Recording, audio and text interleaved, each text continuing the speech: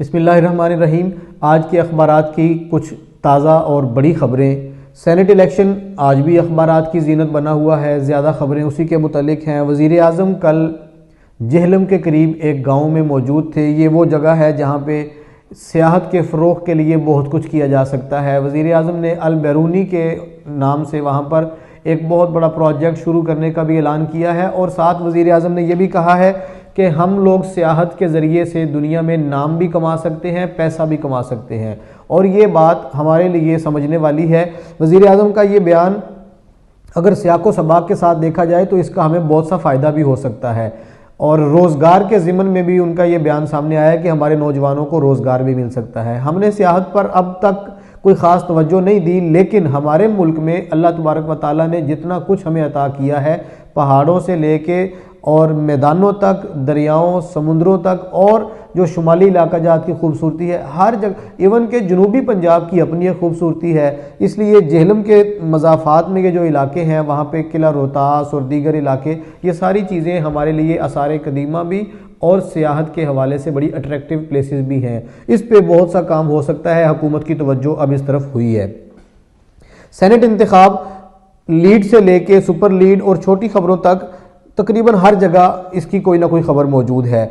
ایک بڑی خبر تو یہ ہے کہ جو قیدی ہیں وہ جیلوں سے اور ہسپتالوں سے جو بیمار ہیں وہ اسلام آباد پہنچنا شروع ہوئے ہیں سینٹ الیکشن میں ووٹ کاسٹ کرنے کے لیے۔ سب سے پہلے تو میں یہ بتاؤں کہ آصف علی زرداری صاحب جو سابق صدر پاکستان ہیں اور ہماری سیاست کے گرو ہیں، ہمارے ملک کی سیاست کے، وہ اسلام آباد پہنچے ہیں۔ نہ صرف وہ اپنا ووٹ کاسٹ کریں گے بلکہ وہ جوڑ توڑ کے آخری جو 2 دن ہیں ان پر ان کا زیادہ فوکس ہوگا، اور میاں شہباز شریف وہ بھی جیل میں ہیں، خواجہ آصف، خورشید شاہ، ان سب لوگوں کا وہاں پر اسلام آباد پہنچنے کا سلسلہ شروع ہوا ہے۔ یہ 3 تاریخ کو سینٹ میں اپنا ووٹ کاسٹ کریں گے۔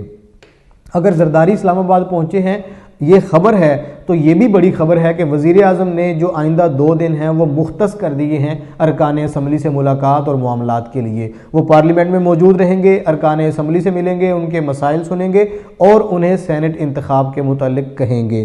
یہ پی ٹی آئی کا ایک بڑا فیصلہ ہے، وزیر اعظم کا بڑا فیصلہ ہے۔ یہ 2 دن بڑے اہم ہیں اگر وزیر اعظم پورا فوکس کرتے ہیں۔ اگر مہم کی بات کریں تو کل کراچی میں پی ٹی آئی کا ظہرانہ تھا، اور آج شیخ رشید کا بیان اخبارات میں موجود ہے کہ متحدہ ایم کیو ایم پاکستان، یہ تحریک انصاف کی اتحادی ہے، یہ سینٹ انتخاب میں ہمیں ووٹ دے گی۔ لیکن کل جو ظہرانہ ہوا ہے کراچی میں پی ٹی آئی کا، وہاں سے غائب تھی ایم کیو ایم۔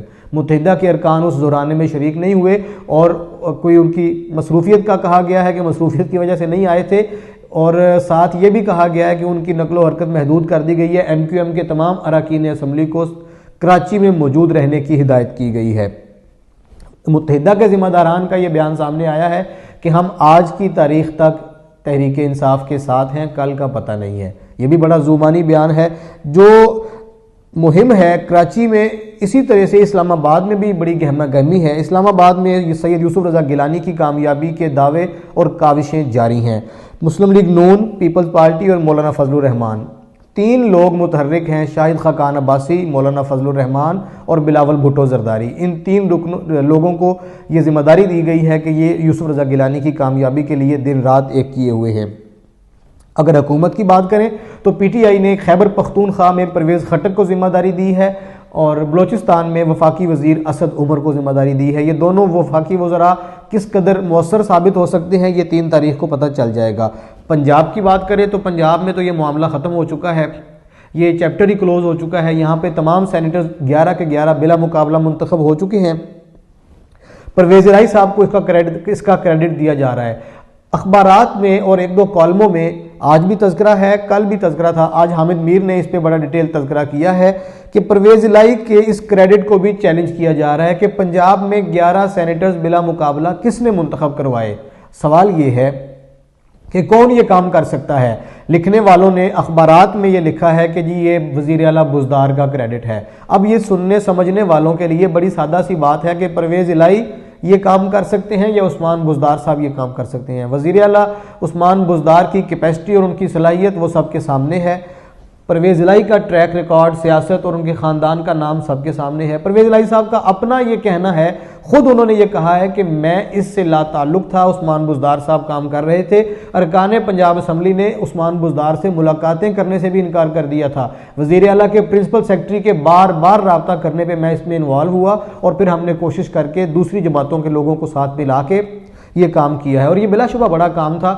زرداری صاحب کا قائل ہونا بڑی بات تھی۔ مریم نواز نے حامد میر، بڑے معروف صحافی ہیں ہمارے روزنامہ جنگ جیو کے، ان سے بات کرتے ہوئے مریم نواز نے کہا ہے کہ میں اس پہ قائل نہیں ہو رہی تھی، میں نہیں چاہتی تھی کہ کاغذات واپس لیے جائیں ارکان کے اور یہ لوگ بلا مقابلہ منتخب ہو جائیں تمام جماعتوں کے، لیکن میرے کچھ سینئر پارٹی رہنماؤں نے مجھے جب اصرار کیا تو میں مان گئی۔ یہ پرویز الہی کا سول کریڈٹ بنتا ہے تو انہیں دینا چاہیے۔ بزدار صاحب ان کی اپنی ایک صلاحیت ہے، وہ کیا کر سکتے ہیں کیا نہیں، یہ ہمارا کویسچن نہیں ہے۔ اور ایک اہم بات سینٹ الیکشن کے حوالے سے کہ ہماری ملک کی تاریخ میں پہلی مرتبہ ایسا ہو رہا ہے کہ الیکشن کمیشن نے تمام امیدواروں سے حلف نامے مانگے ہیں۔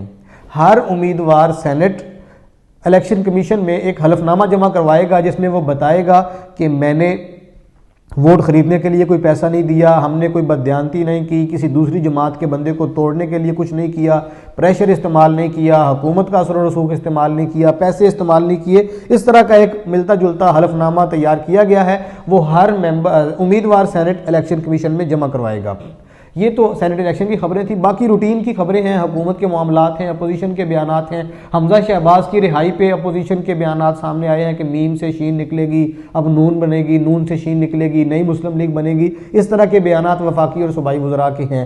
حمزہ شہباز کا رابطہ بلاول بھٹو سے ہوا ہے، بلاول نے انہیں رہائی پہ مبارکباد دی ہے اور حمزہ نے انہیں ان کی بہن مختاور کی شادی کی مبارکباد دی ہے۔ حمزہ شہباز بھی تھوڑے متحرک ہوئے ہیں، ان کے بھی بیانات آج اخبارات میں موجود ہیں۔ وزیر اعظم نے کل پیٹرول مہنگا کرنے کی سمری مسترد کی ہے، پیٹرول اور ڈیزل ملک میں مہنگا نہیں کیا گیا۔ ایک بڑی خوفناک خبر سامنے آ رہی تھی کہ 20 روپے تک اضافہ سننے میں آ رہا تھا، لیکن وزیر اعظم نے اسے روک دیا ہے، مسترد کر دیا ہے اوگرا کی اس سمری کو۔ چلیں مان لیتے ہیں یہ بھی ہمارے لیے خوشخبری ہے، ہمیں اس میں بھی خوش ہونا چاہیے۔ اس کے علاوہ حکومت نے اپوزیشن کے جو آنے والے دنوں میں لانگ مارچ ہے یا ان کے جو دھرنے ہیں، اس حوالے سے کچھ پلاننگ شروع کی ہے۔ وفاقی وزیر داخلہ شیخ رشید کا ایک بیان آج سامنے آیا ہے کہ حکومت اس کو تھوڑا سا آگے اپوزیشن اسے تھوڑا سا آگے لے جائے۔ اب اس پہ بھی سینٹ الیکشن کے بعد تیاریاں شروع ہو جائیں گی۔ ایک اپوزیشن رہنما کا بیان یہ بھی ہے کہ ہو سکتا ہے کہ لانگ مارچ یا دھرنے کی نوبت نہ آئے، ہم سینٹ الیکشن کے فوراً بعد تحریک عدم اعتماد کی طرف جائیں گے۔ وزیر اعظم کا ایک بیان سامنے آیا ہے بعض بڑے باوثوق ذرائع سے کہ سینٹ انتخابات کے فوراً بعد وفاقی کابینہ میں رد و بدل متوقع ہے۔ ہو سکتا ہے کچھ وفاقی وزراء اپنی وزارتیں کھو بیٹھیں اور نئے وزراء سامنے آئیں یا کوئی محکمے آپس میں تبدیل کیے جائیں۔ اسی طرح سے صوبے کے حوالے سے بھی کچھ خبریں گرم ہیں۔ اور کوئٹہ میں ANP کے صوبائی رہنما کا قتل ہوا ہے، اس پر بڑا زبردست احتجاج جاری ہے۔ کوئٹہ اور بلوچستان کے دیگر علاقوں میں لوگ احتجاج کر رہے ہیں، سڑکوں پہ ہیں۔ ANP کے رہنما کا، صوبائی صدر کا وہاں پہ قتل ہوا، یہ بڑا ایک کوسچن مارک ہے۔ آئے روز اس طرح کے واقعات کا ہونا ہماری ملک کی سلامتی کے حوالے سے، یہ افراتفری پھیلانے والے واقعات تسلسل سے ہوتے رہتے ہیں۔ یہ آج کے اخبارات کی کچھ خاص خبریں تھیں۔